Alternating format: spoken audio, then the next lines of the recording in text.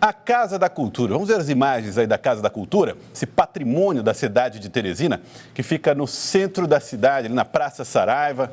As pessoas que circulam pela cidade já conhecem esse belo casarão histórico. Daí nas imagens de J.R. Aires, a situação da Casa da Cultura. Olha só, há uma ideia, foi discutida a possibilidade de que alguns projetos pudessem ser interrompidos em função das dificuldades de manutenção da casa.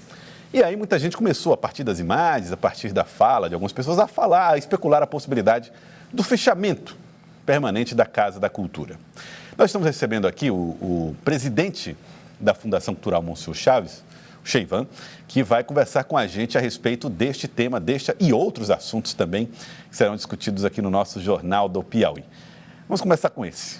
Cheivan, boa tarde, presidente, seja bem-vindo aqui ao Jornal do Piauí. Boa tarde, Joelson. Boa tarde, essa casa sempre me recebe muito bem e é um prazer estar aqui com você à disposição desse assunto. Tá, o prazer é todo nosso, Cheivan. Bom, vamos falar um pouquinho da Casa da Cultura. Primeiro, havia ali projetos, havia aulas, danças, encontros de grupos, de coletivos, inclusive de teatro. Todo esse trabalho está interrompido, Cheivan? Bem, essa preocupação que Teresina está discutindo isso hoje, eu acho extremamente salutar. Eu queria só dar um corte. Em que sentido, Joelson? A Casa da Cultura já vem passando por essas dificuldades já há muito tempo.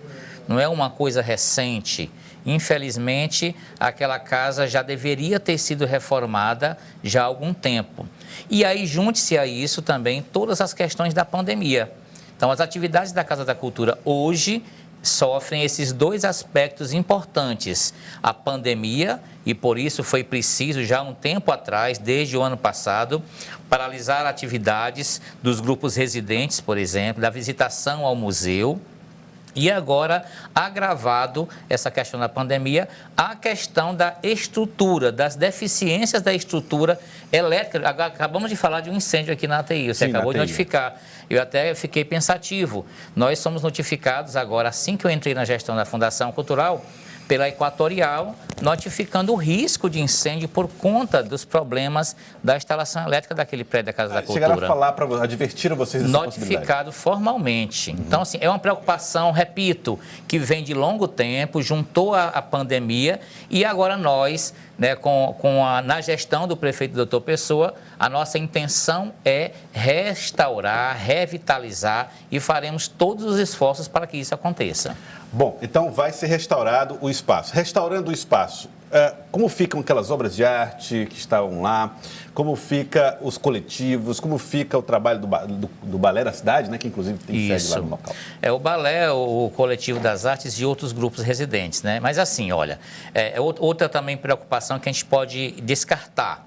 As produções culturais da Casa da Cultura, o acervo, o sacro, por exemplo, as artes plásticas, todo esse acervo de museu, ele não sofrerá risco. Inclusive, essa intervenção nossa é justamente em proteção a esse acervo.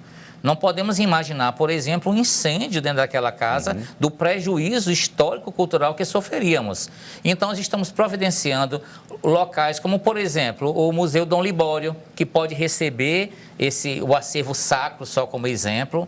Nós estamos dialogando também... O Museu Dom Libório, que fica ali na 24 de janeiro com o Olavo Bilac, no centro de Teresina. Eu sou ruim de endereço, mas é ali. Exatamente ali, um espaço que já tem essas artes sacras já no seu acervo. Então, assim, nós temos mecanismos para distribuir o acervo material, para distribuir as produções culturais que lá são desenvolvidas sem nenhum problema. E o grande receio da comunidade artística e teresinense vai acabar a Casa da Cultura? Não é essa a intenção. E é bom lembrar também, que me surpreendeu, Joelson, e Teresina também acho que não sabe disso, aquela não é uma casa de propriedade da prefeitura. Então é propriedade da Diocese de Teresina, né? Tem é uma locação. A Fundação Cultural Monsenhor Chaves, né? Aluga da Arquidiocese. Aluga da Arquidiocese, né? E claro, ninguém discute o valor emblemático, cultural, patrimonial daquela casa. Isso ninguém discute. E a ordem do doutor Pessoa é exatamente essa, dar esse cuidado a esse patrimônio, mas também tomando as decisões que podem cortar na carne. Tá, então, por exemplo, o senhor está deixando claro que a possibilidade do aluguel não ser renovado, ela existe? Ou o senhor não trata do assunto? Não, eu posso dizer que existe porque qualquer contrato está passivo de não renovação. Né? São dois indivíduos contratuando uma coisa e um pode se negar, mas não vejo nenhum anúncio ou prenúncio de que isso aconteça. Eu não posso falar pela Arquidiocese de Teresina, né? Mas também acredito que a visão da Arquidiocese seja exatamente a de toda Teresina e a nossa, que é justamente a importância daquele prédio para a produção cultural de Teresina, não tenho dúvida disso. Agora, presidente, aproveitando a oportunidade que o senhor está aqui, existem muitos grupos que não têm sede, né? Então, você tem uma série de coletivos, de artistas que fazem as suas atividades em espaços que são públicos. É o Teatro do Boi, é o Teatro João Paulo II, é a Casa da Cultura, são outros lugares. Por exemplo, no caso do Estado, né, que mantém ali o centro artesanal. Como é que a Prefeitura espera acolher esses pessoas, esses grupos e manter o funcionamento desses espaços? Vocês já planejaram o futuro desses grupos? Joelson, o doutor Pessoa, ele tem uma atenção especial para o campo cultural e a determinação é que a gente faça até os 100 dias de gestão, que nós tenhamos um apanhado, um levantamento geral de todas as questões estruturais, de toda essa produção cultural que tem em Teresina, para a gente se organizar. Com um importante detalhe, que nesses 100 dias nós provocaremos todos os atores que promovem cultura em Teresina, instituições, associações, conselhos, para construirmos a 4 mãos. Então, até o 100º dia de gestão, o prefeito quer da gente essa radiografia, que já estamos providenciando com toda a equipe, para que a gente tome essas ações. Mas de já, gestão compartilhada com toda a classe artística teresinense e as instituições que pensam e trabalham cultura, né, juntos, tomando decisões. É por isso que é importante a gente salientar isso. De onde surgiu a pauta de acabar a Casa da Cultura? Não existiu essa pauta na Fundação. Então, sei também que isso pode ter sido provocado pela preocupação, que eu acho importante, da classe artística. Sim. Mas também é deixar claro que essa nova gestão, e aí a gente tem que também salientar que essa mudança de gestão pública causou muito alvoroço, né, uma mudança radical, e isso pode provocar esses sentimentos. Mas no campo cultural, a equipe que estamos na Fundação e o doutor Pessoa é absolutamente de consenso, respeitar todos os agentes culturais da cidade e preservar, claro, o nosso patrimônio. Bom, houve uma mudança na direção, né, desses espaços públicos, né? Sim. E aí foi uma coisa relativamente natural, mudou a gestão, muda a administração também, a condução. Já estão todos definidos ou só foram afastados os anteriores? Não, na verdade qual também... critério que vocês utilizaram? Outra preocupação também da gestão, doutor Pessoa não quer desmonte, ele não quer... respeito às pessoas. Eu tenho usado muito essa frase para expressar o que o doutor Pessoa transmite para a gente. Então, não há um desmonte na carreira, correndo para substituições. Não. Nós fizemos agora, o Palácio, né, mudou a presidência, a superintendência, as gerências que comandam a Fundação Cultural Monsenhor Chaves, e nós agora, por exemplo, substituímos as coordenações de bibliotecas da Casa da Cultura, do Teatro do Boi, do Teatro João Paulo II, na sua grande maioria por efetivos, que é outra preocupação também de valorização, quem está ali, quem é servidor efetivo. Quem assumiu agora, por exemplo, a Casa da Cultura, a Marilene, evangelista, é uma pessoa que é especialista em arquivo, técnica em biblioteca e ajudou a construir de início o acervo da Casa da Cultura. Tá? A gente tem lá a participação da Josi Brito, que todo mundo reconhece, né, como uma pessoa muito importante nesse cenário, e temos agora a Marilene, com a nova cara da gestão da gente, né, mas sem diminuir nenhum caráter técnico. É uma pessoa que ajudou o início da construção do acervo da Casa da Cultura. Então, essa é a nossa preocupação, é do doutor Pessoa.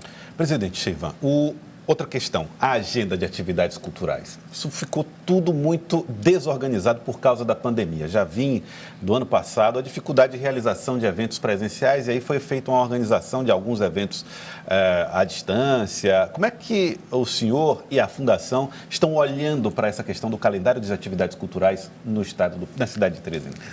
Gerson, tu foi até eufemista aí quando disse que bagunçou um pouquinho a pandemia. A pandemia destruiu o nosso calendário, né? Então, assim, nós observamos que ano passado o Carnaval, por exemplo, né, foi a última atividade cultural e pública, assim, né, desenvolvida antes que a pandemia nos acertasse em cheio.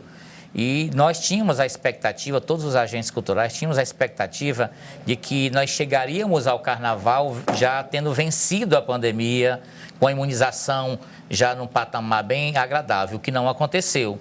Então, nós entramos na fundação e nós precisamos congelar todo o calendário dos próximos 100 dias da Fundação Cultural, por uma decisão também do Dr. Pessoa em relação com a preocupação do combate à pandemia, à Covid-19. E nós temos um calendário fixo, permanente, cultural da cidade, paralisado, aguardando, totalmente dependentes das questões da imunização. Então, é um prejuízo, mas a gente tem que administrar tudo isso. Sim. E estamos aproveitando para pensar as atividades culturais futuras, estamos nos preparando e torcendo para que consigamos realizar as atividades juninas, que seria como se fosse a nossa comemoração contra essa pandemia, mas aí aguardando esses números que você acabou de divulgar, né, ainda muito lentos no que se refere à imunização, mas dependente totalmente dessa pandemia, Joelson. Tem sido triste, minha gente, observar esse cenário todo. Agora, para a gente ir finalizando, a Lei Aldir Blanc, ou através da Lei Aldir Blanc, foi possível cadastrar, verificar quem são os espaços públicos de cultura, os artistas também. O que a Fundação pretende fazer com esse cadastro? Isso pode ajudar em algum tipo de auxílio para os artistas? Na verdade, discutimos isso hoje, inclusive até com a PGM, tratamos desses assuntos também. Nós estamos procurando esses documentos que possibilitem esse tipo de relação em cadastro com os artistas teresinenses. Já na reunião das gerências, sexta-feira, nós já combinamos e concordamos que iremos produzir um sistema ativo, permanente, de cadastro de todos os artistas teresinenses. Infelizmente, nós não temos um acervo, né, provocado pela Aldir Blanc, no que possa corresponder a essa vontade, mas já estamos pensando, porém, também deixando claro que a pandemia nos pega também de calças curtas nesse momento e nós não temos esse sistema garantido. É delicado de fazê-lo, porque a classe artística tem elementos inúmeros e peculiaridades diversas em cada elemento, mas nós vamos providenciar esse cadastro ativo. Não sei, não posso afirmar para você se conseguiremos utilizá-lo agora de forma imediata. Entendi. Quero agradecer a você, Givan. Muito obrigado pela participação conosco aqui no Jornal do Piauí e desejar sorte nessa gestão na Fundação Municipal. Muito obrigado. Eu que agradeço a vocês e, Teresina, a gente quer ser instrumento, né, para vocês que promovem cultura nessa cidade. Muito obrigado, Cheivan.